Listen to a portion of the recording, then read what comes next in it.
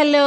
അപ്പം ഇന്ന് റവയും തേങ്ങയും ഉണ്ടെങ്കിൽ പെട്ടെന്ന് ബ്രേക്ക്ഫാസ്റ്റ് ആയിട്ടും ഡിന്നറായിട്ടും ഈവനിങ് സ്നാക്സ് ആയിട്ടൊക്കെ ഉണ്ടാക്കാൻ പറ്റിയിട്ടുള്ള ഒരു അടിപൊളി പലഹാരത്തിൻ്റെ റെസിപ്പിയാണ്. അപ്പം അതെങ്ങനെ ഉണ്ടാക്കണം നോക്കിയാലോ. അപ്പം ഇതിന് വേണ്ടിയിട്ട് ഒരു 3.5 കപ്പ് വെള്ളം ഞാൻ തിളപ്പിക്കാനായിട്ട് വെച്ചിട്ടുണ്ട്.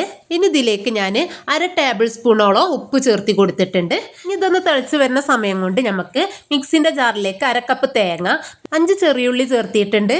ഇനി ഇതിലേക്ക് ഒരു പച്ചമുളക് ഇട്ട് കൊടുക്കാം. ഇനി 1/2 ടീസ്പൂണ് ചെറിയ ജീരകവും ചേർത്തിട്ട് ഇതൊന്ന് തരുതരിപ്പായിട്ടൊന്ന് അരച്ചെടുക്കാം. അപ്പോൾ ഞാനിത് അരച്ചെടുത്തിട്ടുണ്ട്.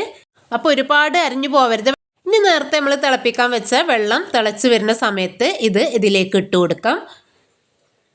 എന്നിട്ട് നല്ലവണ്ണം വെള്ളം തിളച്ച് വരുന്ന സമയത്ത് ഇതിലേക്ക് ഞാൻ 2 കപ്പ് റവയാണ് എടുത്തിട്ടുള്ളത്. അത് ഇതിലേക്കൊന്ന് ചേർത്ത് കൊടുക്കാം. എന്നിട്ട് നല്ലവണ്ണം തന്നെ ഒന്ന് മിക്സ് ചെയ്തെടുക്കാം. അങ്ങനെ ആ റവയിലേക്ക് ആ വെള്ളമൊക്കെ ഒന്ന് പിടിച്ച് വരുന്നവരേക്ക് നമുക്ക് നല്ലവണ്ണം തന്നെ ഒന്ന് ഇളക്കി ഇട്ട് കൊടുക്കാം. അങ്ങനെ നല്ലവണ്ണം മിക്സ് ചെയ്തെടുത്തിട്ടുണ്ട്. ഇനി ഇതിലേക്ക് ഞാൻ 3/4 കപ്പ് മൈദപ്പൊടിയാണ് കേട്ടോ, അത് ഇട്ട് കൊടുത്തിട്ട് ഒന്നും പാടെ നല്ലവണ്ണം തന്നെ ഒന്ന് മിക്സ് ചെയ്തെടുക്കാം. അങ്ങനെ ആ മൈദ റവി നല്ലവണ്ണം മിക്സ് ചെയ്തെടുത്തതിന് ശേഷം നമുക്ക് തീ ഓഫ് ചെയ്തിട്ട് ഇതൊന്ന് ചൂടാറാനായിട്ട് മാറ്റി വെക്കാം. അപ്പോൾ ഞാൻ ചൂടാറാനായിട്ട് മാറ്റി വെച്ചിട്ടുണ്ട്.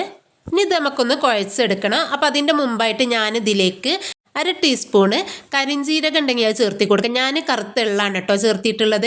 അപ്പോൾ കരിഞ്ജീരകം ഉള്ളവർ അതന്നെ ചേർത്തി കൊടുക്കുക, നല്ല ടേസ്റ്റ് ആവും. ഇത് രണ്ടും ഇല്ലെങ്കിൽ ചേർത്താദ്യം തയ്യാറാക്കാം കേട്ടോ. അങ്ങനെ ഞാൻ കയ്യിൽ കുറച്ച് ഓയിലാക്കിയതിന് ശേഷം ഒന്ന് കുഴച്ചെടുത്തിട്ടുണ്ട്. അപ്പോൾ നെയ്സ് പത്തിരിക്ക് കുഴച്ചെടുക്കും പോലെ നല്ലവണ്ണം കുഴച്ചെടുക്കൊന്നും വേണ്ട. ഇനി കുഴച്ചെടുത്തത് ഞാൻ 2 ഭാഗമാക്കിയിട്ട് മാറ്റിയിട്ടുണ്ട്. അപ്പം നമുക്കൊന്ന് പരത്തിയെടുക്കാനുള്ള സൗകര്യത്തിന് വേണ്ടിയിട്ടാട്ടോ.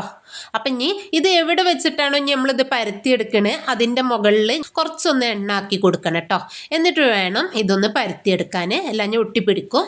അപ്പോൾ ഞാനൊന്ന് ഇതുപോലെ ഒന്ന് പരത്തിയെടുത്തിട്ടുണ്ട്. അപ്പോൾ ഷേപ്പൊന്നും ആവണ്ട കേട്ടോ, നമ്മളിതൊന്ന് കട്ട് ചെയ്തെടുക്കുകയാണ്. അപ്പോൾ നല്ല നെയ്സാക്കിയിട്ട് പരത്തിയെടുക്കരുത്, കുറച്ച് കട്ടിക്കാണ് കേട്ടോ അത് പരത്തിയെടുക്കേണ്ടത്. എന്നിട്ട് ഇതുപോലെ സ്റ്റീലിൻ്റെ പാത്രമോ അല്ലെങ്കിൽ എന്തെങ്കിലും അടപ്പുകളൊക്കെ ഉണ്ടെങ്കിൽ അത് വെച്ചിട്ട് നമുക്ക് എത്രയോ വലിപ്പമാണെന്ന് വെച്ചെങ്കിൽ അതിനനുസരിച്ച് ഇതുപോലെ കട്ട് ചെയ്തെടുക്കാം. അപ്പോൾ ഞാനിത് കട്ട് ചെയ്തെടുത്തിട്ടുണ്ട്. അപ്പോൾ ഏകദേശം കണ്ടല്ലോ ഈ ഒരു കട്ടിയിൽ വേണം കേട്ടോ. അപ്പോൾ ഞാൻ എല്ലാതും ഇതുപോലെ തന്നെ കട്ട് ചെയ്തെടുത്തിട്ടുണ്ട് കേട്ടോ പരത്തിയിട്ട്.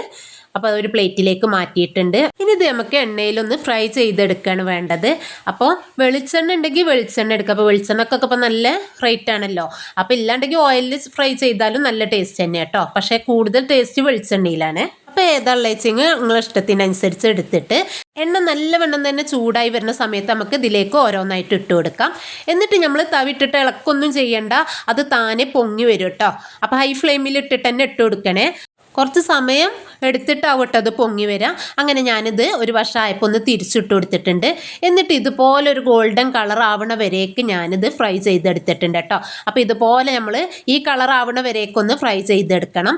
അങ്ങനെ ഞാനിത് എണ്ണയിൽ നിന്ന് കോരി മാറ്റിയിട്ടുണ്ട്. അങ്ങനെ ബാക്കിയുള്ളതും ഇതുപോലെ തന്നെ ഞാൻ ഫ്രൈ ചെയ്തെടുത്തിട്ടുണ്ട് കേട്ടോ.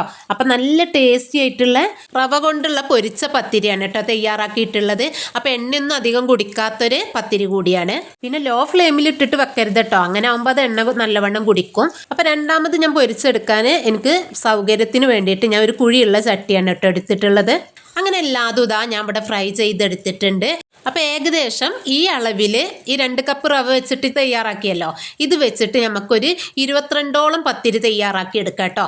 അപ്പം നമ്മൾ കട്ട് ചെയ്തെടുക്കുന്ന വലിപ്പത്തിനനുസരിച്ചിട്ട് കേട്ടോ.